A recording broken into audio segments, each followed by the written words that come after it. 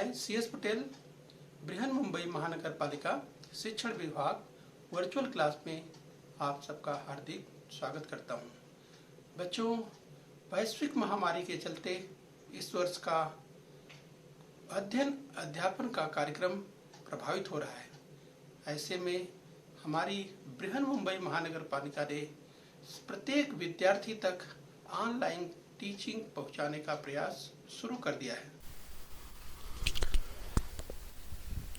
तो बच्चों, कक्षा 9वीं में आज हम बात करेंगे इतिहास की, यानी हिस्ट्री की।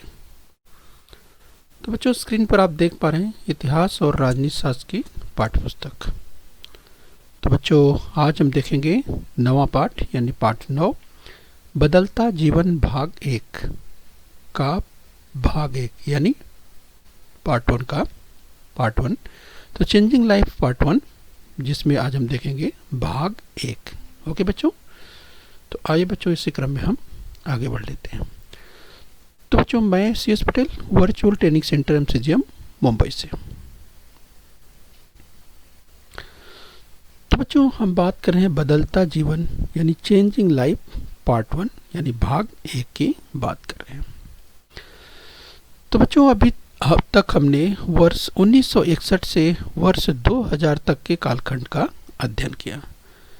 तो बच्चों, इस क्रम में हम अध्ययन करने वाले हैं 20वीं और 21वीं शताब्दी में परिवर्तन की गति तेज है यानी तीव्र है। तो बच्चों, तेजी से परिवर्तन होता चला जा रहा है। अगर हम बात करें बच्चों 21वीं शताब्दी की, तो वर्तमान अर्थात 21वीं शताब्दी में जो परिवर्तन है वो तेजी से आगे बढ़ता चला जा रहा है।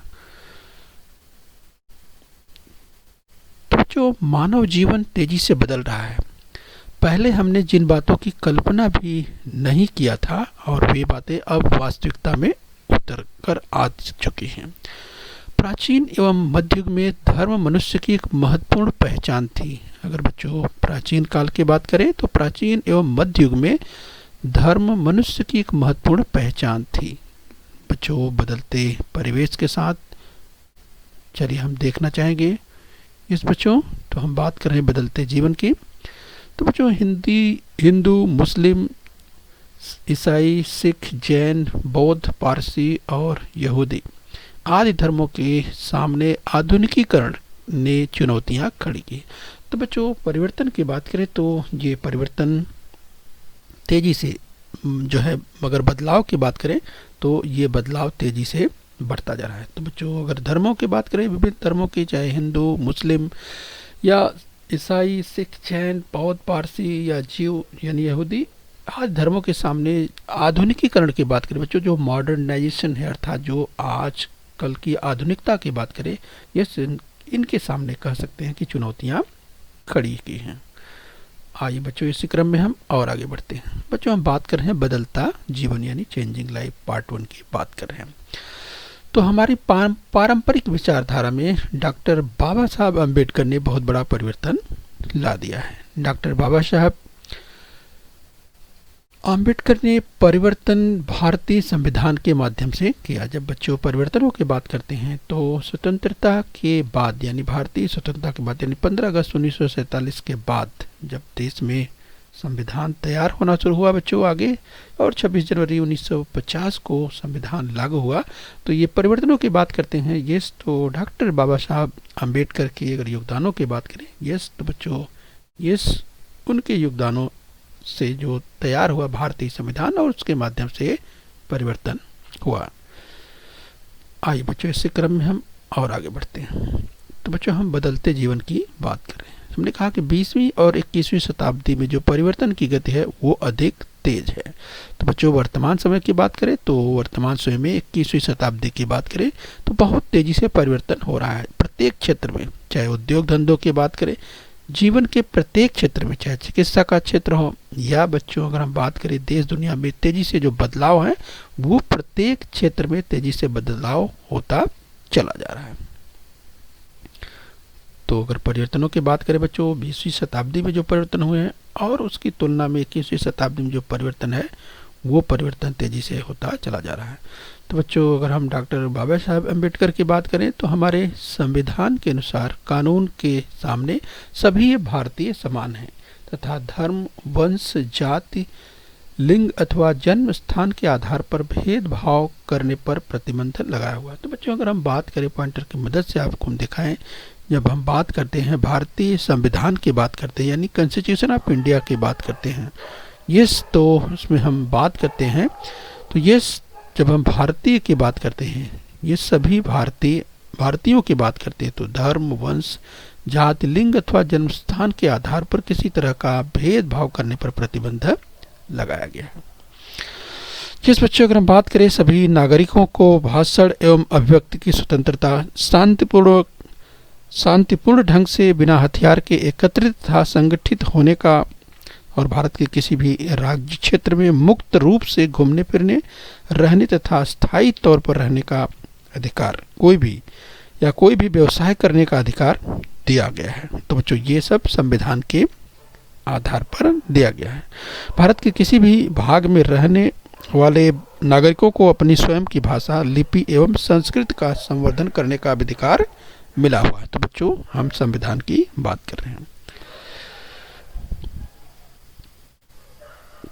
तो बच्चों संविधान के इन प्रावधानों के कारण जाति व्यवस्था के ढांचे पर आघात हुआ है। बच्चों वंश परंपरागत व्यवसाय की कल्पना कालबाह्य होने में सहायता मिली है। जीवन के सभी क्षेत्रों में परिवर्तन की शुरुआत हो चुकी है। तो बच्चों इसमें सबसे अधिक जो श्रेय है, यस इन बदलावों की बात करते हैं, चेंजेस की बात करते हैं, यस तो उसका योगदान है बच्चों, यस हम बात करते हैं भारतीय संविधान की। तो देख सकते हैं बच्चों बाईं ओर स्क्रीन पर आपको दिखाई दे रहा है, ये संविधान सभा के अध्यक्ष डॉक्टर राजेंद्र प्रसाद आपको यहाँ दिखाई दे रहे हैं। और बच्चों यस अगर डॉक्टर बाबा साहब अम्बेडकर की बात करें तो यहाँ पर उन्हें आप देख पा रहे हैं। यस तो बच्चों ये हमें ध्यान रखना है, हम संविधान की बात कर रहे हैं। यस बच्चों भारतीय संविधान यानी कॉन्स्टिट्यूशन ऑफ इंडिया की बात करें, समाज में छोटे बड़े परिवर्तन धीरे धीरे होने लगे। अब होटल में सभी के लिए प्रवेश खुला हुआ है। धर्म, वंश, जाति, लिंग इन कारणों से प्रवेश नकारा नहीं जाएगा। ऐसी तख्तियां होटलों में हम देखते हैं। तो बच्चों हम संविधान की बात कर रहे हैं। पहले राज्य सत्ता के विरुद्ध विचार प्रकट करने की कुछ मर्यादाएं थी, लेकिन बच्चों अब भारतीय नागरिक समाचार पत्र अथवा भाषण और अन्य माध्यम द्वारा सरकार के विरुद्ध विचार प्रकट कर सकते हैं। हमें अमान्य लगने वाली बातें हम बोल सकते हैं। यह बहुत बड़ा परिवर्तन स्वतंत्रता के बाद के कालखंड में हुआ है। इस बच्चों यानी स्वतंत्रता के बाद के कालखंड की बात करते हैं, तो ये देश की आज़ादी के बाद की बात करते हैं, यानी बच्चों 15 अगस्त 1947 के बाद की बात करते हैं। ये जो बदलाव है भारतीय संविधान के द्वारा, ये बदलाव हमारे देश में तेजी से हुए हैं। तो चलिए बच्चों इस क्रम में हम और आगे बढ़ेंगे।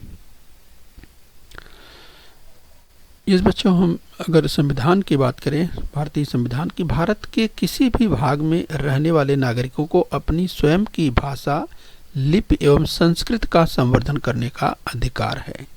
ये हमें ध्यान रखना है। आइए बच्चों इसी क्रम में हम बात करें परिवार संस्था की। The institution of the family, परिवार संस्था की बात करते हैं। तो स्क्रीन पर आप देख सकते हैं बच्चों, अगर परिवार की बात करें, एक बड़ा परिवार स्क्रीन पर आप देख सकते हैं। तो स्वतंत्रता पूर्व के कालखंड की बात करें तो स्वतंत्रता पूर्व कालखंड में परिवार संस्था भारतीय समाज की एक प्रमुख पहचान थी। और बच्चों संयुक्त परिवार इस पद्धति का देश के रूप में भारत संसार भर में पहचाना जाता था। वैश्वीकरण की लहर में विभक्त परिवार पद्धति को बढ़ावा मिला है। तो बच्चों अगर हम बात करें स्वतंत्रता कालखंड के पहले की बात करें, स्वतंत्रता के पहले की, तो उस समय बड़े परिवार हुआ करते थे। एक परिवार में बहुत लोग रहा करते थे। ये जैसा कि स्क्रीन पर आप देख सकते हैं, तो किस तरह से परिवार, एक बड़ा परिवार, लोग मिलजुल करके रहा करते थे। लेकिन समय के साथ, बदलाव के साथ, या यूँ कहें कि जो वैश्वीकरण का जब दौर चला, यानी ग्लोबलाइजेशन की लहर की बात करें, वैश्वीकरण की लहर की बात करें, तो वैश्वीकरण की लहर में जो परिवार था वो विभक्त परिवार हुआ, यानी परिवार धीरे धीरे विभक्त होकर के छोटा परिवार होने लगा। यस तो बच्चों ये हमें ध्यान रखना। लेकिन अगर हम संयुक्त परिवार पद्धति की बात करते हैं बच्चों, तो यस ये आपको ध्यान रखना कि भारत में इसकी पहचान अगर देखा जाए स्वतंत्रता कालखंड के पहले, इस आज़ादी के पहले भारत में संयुक्त परिवार यानी जो बड़े परिवार की हम बात करते हैं, इसमें आप देख सकते हैं तो ये इसकी पहचान, भारत की जो पहचान थी संसार भर में पहचान के रूप में, यानी संयुक्त परिवार पद्धति के रूप में जाना जाता था भारत को। लेकिन अगर वैश्वीकरण के बाद, ग्लोबलाइजेशन के बाद में बच्चों देखा दुनिया तेजी से बदलाव हुआ और धीरे धीरे परिवार छोटे होने लगे। आइए इसी क्रम में हम और आगे बढ़ते हैं। इस बच्चों अगर समाज कल्याण की बात करें तो कल्याणकारी राज्य स्थापित करना ही हमारा उद्देश्य है। यह भारत के संविधान में उल्लेखित है। ऐसा उल्लेख करने वाला भारत विश्व का पहला देश है। भारतीय नागरिकों को पूर्ण रोजगार, स्वास्थ्य सुविधाएं, शिक्षा एवं समाज के अवसर उपलब्ध करवा देना समाज कल्याण कार्यक्रम के उद्देश्य हैं। तो ये भारतीय नागरिकों को पूर्ण रोजगार, स्वास्थ्य सुविधाएं, शिक्षा एवं विकास के अवसर उपलब्ध करवाना, तो इस तरह से समाज कल्याण कार्यक्रम के उद्देश्य निर्धारित किए गए हैं। ये हमें ध्यान रखना है। आइए बच्चों इसी क्रम में हम और आगे हम समाज कल्याण की बात करें तो इसमें आप देख सकते हैं रोल भारतीय संविधान का। भारतीय समाज में आर्थिक, सामाजिक, शैक्षिक, सांस्कृतिक विषमता बड़ी मात्रा में व्याप्त है। तो बच्चों जैसा कि आप जानते हैं कि भारतीय समाज में अगर आर्थिक दृष्टिकोण से देखें, सामाजिक दृष्टिकोण से या शैक्षिक या सांस्कृतिक विषमता की बात करें, ये बड़ी मात्रा में देखी जाती है। तो बच्चों महिलाएं, बच्चे, दिव्यांग या अनुसूचित जाति, अनुसूचित जनजाति एवं अल्पसंख्यकों तक विकास के अवसर पहुंचाना आवश्यक है। राइट। तो देखा बच्चों कि प्रत्येक क्षेत्र की बात करें, चाहे महिलाओं के लिए, बच्चों के लिए या दिव्यांगों के लिए, अनुसूचित जातियों, अनुसूचित जनजातियों, अल्पसंख्यकों तक विकास के अवसर पहुंचाए जाए और इस तरह से इसकी व्यवस्था अगर हम देखें, समाज कल्याण जो कि संविधान के द्वारा इसे निश्चित किया गया है। आइए बच्चों इसी क्रम में हम और आगे बढ़ेंगे। तो जब बच्चों हम बात करते हैं स्वतंत्रता के कालखंड की बात करते हैं, यानी स्वतंत्रता के बाद के कालखंड की बात करते हैं, स्वतंत्रता के बाद के कालखंड में सरकार के सामने यह सबसे बड़ी चुनौती थी। इसके लिए भारत सरकार ने 14 जून 1964 को समाज कल्याण मंत्रालय स्थापित किया। तो बच्चों ध्यान रखना है, परीक्षा में पूछा जा सकता है जब हम समाज कल्याण मंत्रालय की बात करते हैं। राइट। तो ध्यान रखिए बच्चों, 14 जून 1964, 14 जून 1964, 14 जून 1964 को समाज कल्याण मंत्रालय स्थापित किया गया। पूछा जा सकता है बच्चों, इसे आपको ध्यान रखना है। समाज कल्याण मंत्रालय स्थापित किया गया। इस मंत्रालय के अंतर्गत पोषण और बाल विकास, सामाजिक सुरक्षा और सामाजिक संरक्षण, स्त्री कल्याण एवं विकास के कार्यक्रम कार्यान्वित किए जाते हैं। ये तो आपने सुना कि जब हम बात करते हैं समाज कल्याण मंत्रालय की, तो इसके अंतर्गत आपने सुना ये पोषण और बाल विकास, सामाजिक सुरक्षा, सामाजिक संरक्षण, स्त्री कल्याण एवं विकास के कार्यक्रम कार्यान्वित किए जाते हैं। इसी प्रकार की व्यवस्था राज्य स्तर पर भी की गई है। तो ये ध्यान रखना है। आइए बच्चों इस क्रम में हम और आगे बढ़ते हैं। अनुसूचित जातियां एवं जनजातियां यानी शेड्यूल कास्ट एंड ट्राइब्स की बात करते हैं। तो बच्चों वर्ष 1971 की जनगणना के अनुसार देश में 22% लोग अनुसूचित जातियों एवं जनजातियों के थे। राइट। तो ध्यान रखिए, अगर सेंसस की बात करें, 1971 की जो जनगणना हुई थी, सेंसस हुआ था जो 1971 में, और उसके अनुसार देश में 22% यानी 22%, ध्यान रखिए बच्चों, 22% लोग अनुसूचित जात एवं जनजातियों के थे। राइट। ये ध्यान आपको रखना है। ये बात करते हैं तो भारत में इस तरह से अगर जब सोशल इनइक्वलिटी की बात करते हैं, जो सामाजिक असमानता की बात करते हैं, राइट, तो किस तरह से बच्चों ये जब हम सामाजिक न्याय की बात करते हैं या सामाजिक एकता की बात करते हैं, तो इस ऐसे में जब अगर हम प्रत्येक लोगों को, प्रत्येक क्षेत्र के लोगों को या प्रत्येक यूँ कहें कि जो जातियां ऐसी में जो अनुसूचित जाति एवं जनजातियां हैं, उनको किस तरह से आगे बढ़ाया जाए, ये सरकार उसके लिए जो संविधान की व्यवस्था है उसके तहत उन्हें अवसर प्रदान करती है आगे बढ़ने का। राइट। इस तरह से जो सोशल इनइक्वलिटी है, अगर हम बात करें जो समाज में असमानता है, उसको किस तरह से दूर किया जाए, जो ये बैलेंस है बनाने की बात कही जा रही है। राइट। इसके लिए सरकार को प्रयास करना पड़ता है। इन सब के लिए कानून बनाकर शैक्षिक छात्रवृत्ति एवं प्रतिनिधित्व देकर संसद, राज्य विधिमंडल और सरकारी सेवाओं में कुछ स्थान आरक्षित रखेंगे। राइट। तो इस तरह से बच्चों जब हम सामाजिक असमानता की बात करते हैं, राइट, तो उस तरह से ये किस तरह से उसे दूर किया जाए, इसके लिए सरकार को प्रयास करने पड़ते हैं। आपने सुना, इसके लिए कानून बनाया गया है। शैक्षिक छात्रवृत्ति की बात हो या प्रतिनिधित्व देने की बात हो, संसद या राज्य विधिमंडल या सरकारी सेवाओं में कुछ स्थान इसीलिए आरक्षित रखे गए हैं। यस, तो बच्चों इसे आपको ध्यान रखना है। आइए इसी क्रम में हम और आगे बढ़ेंगे। तो सामाजिक स्वास्थ्य की बात करें, पब्लिक हेल्थ की बात करते हैं। बच्चों, प्रथम कर्तव्य के रूप में सरकार भारतीय जनता के रहन सहन का स्तर बढ़ाए, पोषण एवं सार्वजनिक स्वास्थ्य भी सुधारे। राइट। तो प्रथम कर्तव्य के रूप में सरकार भारतीय जनता के रहन सहन का स्तर बढ़ाए तथा पोषण एवं सार्वजनिक स्वास्थ्य भी सुधारे।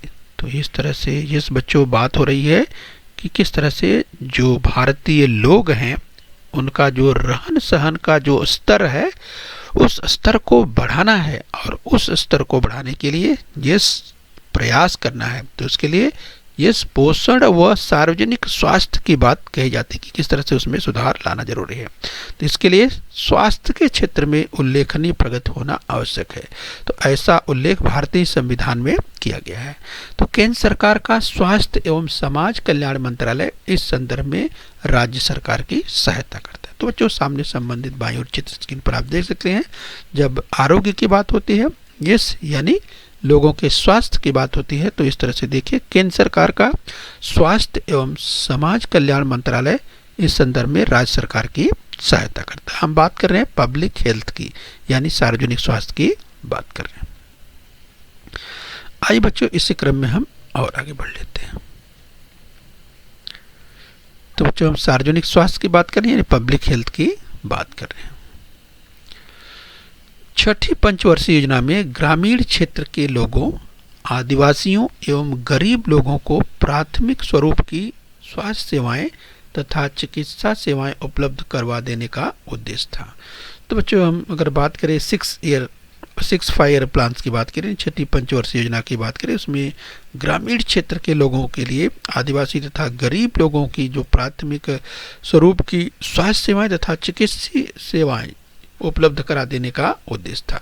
स्वास्थ्य के संदर्भ में भारत में एलोपैथी, यूनानी, होम्योपैथी, आयुर्वेद और प्राकृतिक उपचार पद्धतियों को मान्यता देकर नागरिकों का स्वास्थ्य उत्तम रखने का प्रयास शुरू किया गया। यस, तो देखा आपने, चाहे एलोपैथी की बात करें या यूनानी की बात करें, यस बच्चों, एलोपैथी की बात करें या यूनानी की बात करें या होम्योपैथी की बात करें या आयुर्वेद की बात करें, यस, और इसके साथ साथ जो प्राकृतिक उपचार पद्धतियों की बात करें, यस, उसे मान्यता देकर नागरिकों का स्वास्थ्य उत्तम रखने का प्रयत्न शुरू किया गया है।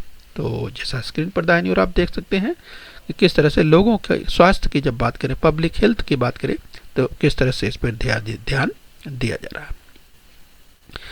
आइए इसी संदर्भ में और आगे बढ़ते हैं। बच्चों, हम सार्वजनिक स्वास्थ्य की बात कर रहे हैं, पब्लिक हेल्थ की बात कर रहे हैं।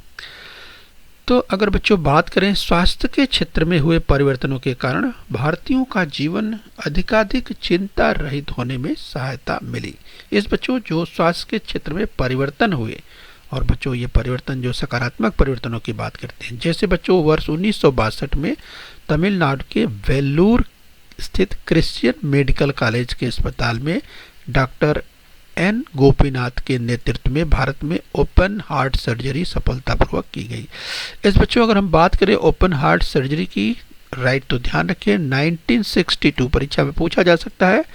भारत में वर्ष 1962 में तमिलनाडु के वेल्लूर स्थित क्रिश्चियन मेडिकल कॉलेज के अस्पताल में डॉक्टर एन गोपीनाथ के नेतृत्व में ओपन हार्ट सर्जरी सफलतापूर्वक की गई थी।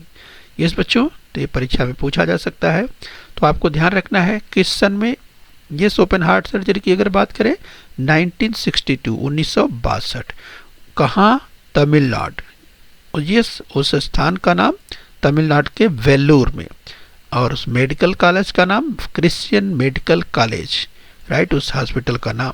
और जो नेतृत्व कर रहे थे डॉक्टर, उनका नाम डॉक्टर एन गोपीनाथ। यस बच्चों, तो ये 2-3 महत्वपूर्ण बिंदुओं को और ध्यान रखना है जब ओपन हार्ट सर्जरी की ये सफलता की बात भारत में करते हैं, शुरुआत की बात करते हैं।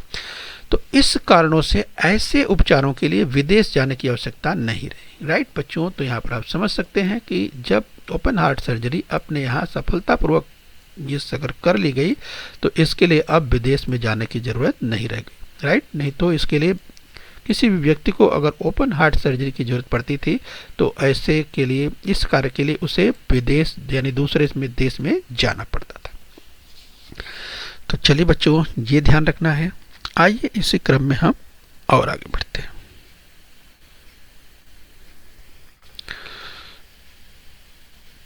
तो बच्चों, हम बात कर रहे हैं पब्लिक हेल्थ की, यानी हम बात कर रहे हैं सार्वजनिक स्वास्थ्य की। बच्चों, इसी क्रम में अगर जयपुर फूड की बात करें तो बहुत चर्चित नाम है जयपुर फूड। यस बच्चों, तो जयपुर फूड की खोज से भारत के दिव्यांगों का जीवन बदल गया।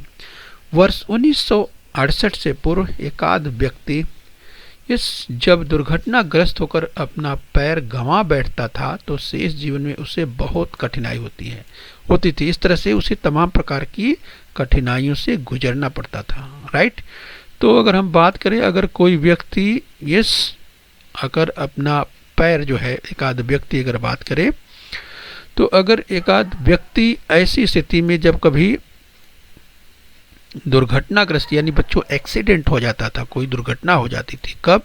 1968 से पहले, 1968 से पहले जब किसी व्यक्ति की किसी कारण से यानी दुर्घटना अगर एक्सीडेंट हो जाता था और उसका पैर, यस बच्चों, अगर पैर उसका गंवा जाना मतलब उसका पैर जो है कि कह सकते हैं कि फ्रैक्चर हो जाता था, टूट जाता था।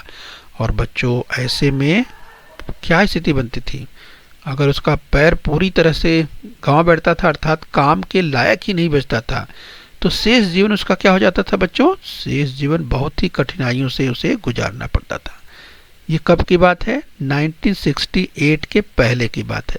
लेकिन बच्चों उसके बाद इस उपाय पर मतलब जो काम किया इस पर डॉक्टर प्रमोद सेठी ने कुशल कारीगर रामचंद्र शर्मा की सहायता से कृत्रिम हाथ, पैर, नाक, कान तैयार किए, राइट। यहाँ पर आप समझ सकते हैं बच्चों कि किस तरीके से इसके लिए प्रयास किया गया और बच्चों इस तरह के प्रयासों को सफलता मिली, जिसमें जयपुर फूड जो कि बहुत ही कारगर और बहुत प्रसिद्ध है। आइए इसके बारे में हम बात करेंगे। तो बच्चों हम बात करें पब्लिक हेल्थ के बारे में। तो बच्चों अगर जयपुर फूड की बात करें तो जयपुर फूड तकनीकी के उपयोग, अगर जो टेक्नोलॉजी इसमें लगाई गई बच्चों, तो इसके कारण जो है कृत्रिम अंगों के कारण दिव्यांग रोगी नंगे पैर, ऊबड़ खाबड़ जमीन पर चलना, दौड़ना, साइकिल चलाना या खेतों में काम करना या तो पेड़ पर चढ़ना या पर्वतारोहण करना जैसे काम सहजता के साथ कर सकता है। तो देखा बच्चों आपने, जिस हम बात कर रहे हैं यानी जयपुर फूड की बात कर रहे हैं, इस तकनीकी से यानी यस बच्चों, तो इस कृत्रिम पैर, अगर किसी का पैर मतलब यूं कहें कि किसी का पैर जो है बच्चों वो एक्सीडेंट में अर्थात दुर्घटना में अब किसी का व्यक्ति का अगर पैर नहीं रहा, तो ऐसे में जो कृत्रिम पैर, जयपुर पैर की बात कर रहे हैं, जयपुर फूड की बात कर रहे हैं बच्चों, ये कितना उपयोगी साबित हो सकता है। उसको लगाने के बाद देखिए बच्चों, उसे चलने में यानी चाहे ऊबड़ खाबड़ जमीन हो या उसे साइकिल चलाना हो, खेत में काम करना हो, पेड़ पर चढ़ना हो या पहाड़ पर चढ़ना हो, इस तरह के काम आसानी से वो कर सकता है। तो सोचिए बच्चों, इतना कारीगर या इतना कह सकते हैं कि कारगर जो है जयपुर फूड तैयार किया गया। इस कृत्रिम पैर की बात कर रहे हैं यस बच्चों, तो इस कृत्रिम पैर में जूता पहनने की आवश्यकता न होने से जूते का खर्च बचता है। तो जूते पहनने की जरूरत नहीं है। पैर मोड़ना हो या पालथी मार कर बैठना हो, कृत्रिम पैर के कारण सब संभव हो गया है। पानी में तथा गीली अवस्था में काम करने के लिए पैर सुविधाजनक होते हैं। तो बच्चों देखा आपने कि कितना ये कारगर साबित होता है। हम जयपुर फूड की बात कर रहे हैं। तो इस तरह से अगर बच्चों स्वास्थ्य की जब हम बात करते हैं तो स्वास्थ्य के सेवाओं में भारत में जो है वो तेजी से बढ़ोतरी हुई। आइए बच्चों, इसी क्रम में हम और आगे बढ़ लेते हैं। मूत्रपिंड प्रत्यारोपण की बात करें यानी किडनी ट्रांसप्लांट की बात कर रहे हैं। तो बच्चों, शल्य क्रिया भारत में साध्य हो जाने से रोगियों के प्राण बचाने में डॉक्टरों को सफलता मिली है। वर्ष 1971 से पूर्व इस तरह की शल्य क्रियाएं भारत में बहुत अधिक नहीं होती थी। इस बच्चों, तमिलनाडु के वेल्लूर में क्रिश्चियन मेडिकल कॉलेज के अस्पताल में शल्य क्रिया 1971 में सफल हुई। राइट, ध्यान रखिए बच्चों, 1971 में डॉक्टर जानी और डॉक्टर मोहन राव ने जीवित व्यक्ति द्वारा दान किए गए मूत्रपिंड का रोगी के शरीर में सफलतापूर्वक प्रत्यारोपण किया। अब अविकसित देशों में रोगी यह शल्य क्रिया करवाने के लिए भारत में आते हैं। तो यहाँ पर सोच सकते हैं बच्चों, भारत ने इस क्षेत्र में, जिस बच्चों अगर हम बात करें किडनी ट्रांसप्लांट की बात करें, तो इस क्षेत्र में काफ़ी प्रगति की है। राइट, जैसा आपने देखा बच्चों, 1971 या 1971 में जो ये सफलता मिली जिसकी हम बात कर रहे हैं। राइट, इसके कारण जो है देश के, अगर हम ये कहें कि इस तरह के तमाम रोगियों को उनको तो मदद मिली ही, लेकिन बच्चों अब जो अविकसित देश हैं वहाँ के रोगी इस तरह की शल्य क्रिया करवाने के लिए भारत में आते हैं। राइट, तो चलिए बच्चों, ये देश के लिए बहुत अच्छी बात है। आइए इसी क्रम में और आगे बढ़ते हैं। तो बच्चों, हम बात कर रहे हैं यहाँ पर ये मूत्रपिंड प्रत्यारोपण की बात कर रहे हैं, किडनी ट्रांसप्लांट की बात कर रहे हैं। तो इस तरह से बच्चों, जब हम किडनी ट्रांसप्लांट की बात करते हैं तो भारत में इसकी मदद से आपने देखा कि किस तरह से भारत जो है में ये सफलता मिली 1971 में। और बच्चों, इस सफलता के साथ ही अब दुनिया के जो दूसरे अविकसित देश के रोगी हैं वो भारत में इस सुविधा को, अर्थात शल्य क्रिया के लिए यानी किडनी ट्रांसप्लांट की बात करें, इसके लिए यहाँ पर आते हैं। राइट, तो चलिए आपको ध्यान रखना है। आइए बच्चों, इसी संदर्भ में और आगे बढ़ेंगे। इस बच्चों, हम टेस्ट ट्यूब बेबी की बात कर लेंगे। तो बच्चों, भारत में पहले से ही परिवार व्यवस्था में संतान का होना बहुत ही महत्वपूर्ण माना जाता रहा है। तो अगर बात करें संतान की इच्छा रखने वाले पति पत्नी को संतानहीनता की समस्या को दूर करने के लिए वर्ष 1978 से टेस्ट ट्यूब बेबी इस तकनीक का सहारा उपलब्ध हो गया। राइट, तो अगर हम बात करें बच्चों टेस्ट ट्यूब बेबी की, तो 1978 वर्ष 1978 से टेस्ट ट्यूब बेबी इस तकनीकी का सहारा उपलब्ध हो गया। राइट, तो चलिए बच्चों, इस तरह से भारत ने इस क्षेत्र में भी तरक्की कर ली। हम टेस्ट ट्यूब बेबी की बात कर रहे हैं। कोलकाता में डॉक्टर सुभाष मुखोपाध्याय की देखरेख में टेस्ट ट्यूब बेबी का प्रयोग सफल रहा। कृत्रिम गर्भधारण तकनीक का यह प्रथम प्रयोग सफल रहा। इस तकनीकी के माध्यम से दुर्गा नाम की बच्ची का जन्म हुआ। इस कारण संतान की इच्छा रखने वाले अभिभावकों की समस्या हल होने में मदद मिली। जिस बच्चों, तो इसे आपको ध्यान रखना। बच्चों, अगर टीकाकरण की बात करें यानी इम्यूनलाइजेशन की बात करें, यस इम्यूनाइजेशन की बात करें यानी टीकाकरण की बात करें, तो वर्ष 1978 से पूर्व भारत में प्रतिवर्ष पैदा होने वाले 10 बच्चों में से 6 बच्चे जन्म के बाद पहले ही वर्ष में प्राण घाती बीमारियों की चपेट में आ जाते थे। राइट, तो देखिए बच्चों, 1978 के पहले की क्या स्थिति थी। ये हमारे देश में 10 बच्चे, यानी अगर बात करें तो 10 बच्चों में 6 बच्चे जन्म के पहले ही वर्ष में देखिए किस तमाम खतरनाक बीमारियों की चपेट में आ जाते थे। इस बच्चों पोलियो, खसरा, धनुर्वात, क्षय, गलगंड और कुकुर खांसी जैसे रोगों का उन्मूलन करने के लिए टीकाकरण कार्यक्रम चलाया गया। और बच्चों 1995 में पल्स पोलियो टीकाकरण अभियान चलाया गया। परिणाम स्वरूप पोलियो की रोकथाम की जा सकी। यस बच्चों, अगर टीकाकरण की बात करते हैं तो इसे आपको ध्यान रखना है। यस, तो इस तरह से बच्चों अगर देखा अगर हमने आज के बदलता जीवन भाग 1 की अगर बात करें बच्चों, इस पाठ में हमने हमने भारतीय संविधान के जो प्रावधानों की बात की और बच्चों परिवार संस्था के बारे में बात किया, अनुसूचित जनजातियों, जातियों तथा समाज कल्याण, सार्वजनिक स्वास्थ्य, मूत्र पिंड प्रत्यारोपण यानी किडनी ट्रांसप्लांट तथा टेस्ट ट्यूब बेबी और टीकाकरण की बात हमने की। तो बच्चों पार्ट यानी अगर हम बात कर रहे हैं बदलता जीवन पार्ट 1 के बच्चों यानी इसके अगले भाग में हम शहरीकरण, ग्रामीण भाग तथा स्वतंत्रोत्तर यानी स्वतंत्रता के बाद के कालखंड की चर्चा करेंगे तथा ग्रामीण विकास और सामाजिक आवश्यकता एवं सुविधाओं के बारे में तथा ग्रामीण विद्युतीकरण या औद्योगिकरण के बारे में विस्तार से बात करेंगे। तो चलिए बच्चों, यहाँ तक हमने अध्ययन किया हुआ, आइए इसका अभ्यास कर लेते हैं। तो चलिए ध्यान से देखिए, निम्नलिखित कथन सत्य है या असत्य, इसको पहचानना है। यदि कथन असत्य है तो उसे सत्य करके लिखना है। वर्ष 1978 में पहला टेस्ट ट्यूब बेबी का सफल प्रयोग हुआ। तो बच्चों बताइए कथन सत्य है। लिखा है वर्ष 1978 में पहला टेस्ट ट्यूब बेबी का सफल प्रयोग हुआ। तो क्या ये कथन सत्य है? तो बच्चों हमने इसकी चर्चा की थी, आपको याद आ गया होगा। यस, तो ये कथन बिल्कुल सत्य है। आइए बच्चों अगला कथन देख लेते हैं। तो अगला कथन है, ध्यान से देखिए, वर्ष 1971 में तमिलनाडु के वेल्लूर में मूत्रपिंड प्रत्यारोपण सफलतापूर्वक हुआ। तो बच्चों इसकी भी चर्चा की थी, आपको याद आ रहा होगा। तो चलिए अपना उत्तर टैली कर लीजिए, ये भी कथन बिल्कुल सत्य है। आइए बच्चों और आगे बढ़ लेते हैं। तो चलिए बच्चों लास्ट में देखिए कथन और, वर्ष 1971 की जनगणना के अनुसार देश में 52% लोग अनुसूचित जातियों एवं जनजातियों के थे। तो क्या ये कथन सत्य है? याद कीजिए बच्चों, 1971 की जनगणना के अनुसार, सेंसस के अनुसार, इस अनुसूचित जात और अनुसूचित जनजातियों की जो संख्या थी यहाँ पर 52% लिखा हुआ है। क्या ये कथन सत्य है? मुझे लगता है आपको याद आ गया होगा। यस, तो चलिए अपना उत्तर टैली कीजिए। ये कथन असत्य है यानी गलत है। तो कथन अगर असत्य है तो उसे सत्य करके लिखना है। राइट बच्चों, तो आपको याद आ रहा होगा। तो चलिए अपना कथन सत्य कर लीजिए। यस बच्चों, तो इस तरह से सत्य कथन करके लिख देना है।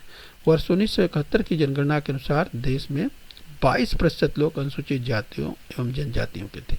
यस बच्चों, यहाँ पर लिखा है 52, ऐसा नहीं था। सही क्या है? 22 यानी 22। यस बच्चों, इस तरह से बच्चों हम उम्मीद करते हैं यहाँ तक आपने समझ लिया। ओके बच्चों, अपने स्वास्थ्य का ध्यान रखिए और बृहन मुंबई महानगर पालिका के इस चैनल को सब्सक्राइब कर लीजिए। ओके बच्चों। बृहन मुंबई महानगर पालिका के इस चैनल को सब्सक्राइब कर लीजिए और बेल आइकन प्रेस कर लीजिए। तो बच्चों हम उम्मीद करते हैं यहाँ तक आपने समझ लिया है। आगे फिर मिलेंगे। आज के लिए इतना ही। Thank you very much.